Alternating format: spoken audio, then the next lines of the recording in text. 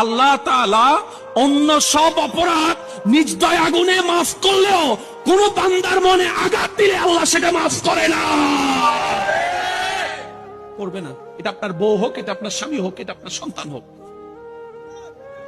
মা বাবার সেবা না করলে সন্তানের দরা আছে না নাই? ঠিক তেমনি ভাবে সন্তানের উপর যদি মা বাবা জুলুম করে, মা বাবারও দরা আছে। কোন মা বাবা যদি 5টা সন্তানকে 5 চোখে দেখে, যে ছেলে মেয়ে টাকা কামাবে তার ছেলে মেয়ের আদর বেশি করবে, বুকে টেনে রাখবে, আর যে সংসার একটু টাকা কম কামাবে, টাকা দিতে পারবে না, তার ছেলেরে তার বউরে তার মেয়েরে আদর করবে না। হাসরের ময়দানে দরা আছে না নাই? এক ছেলের সম্পদ বাড়াই দিবে, আরেকজনের কমাই দিবে, দরা আছে না নাই? কারণ আল্লাহ তাআলা সন্তানকে যেভাবে বলেছেন মা বাবার হকের কথা, মা বাবাদেরকেও বলেছেন সন্তানের হকের কথা। এটার নামে ইসলাম। চিৎকার দিয়ে বলেন সুবহানাল্লাহ।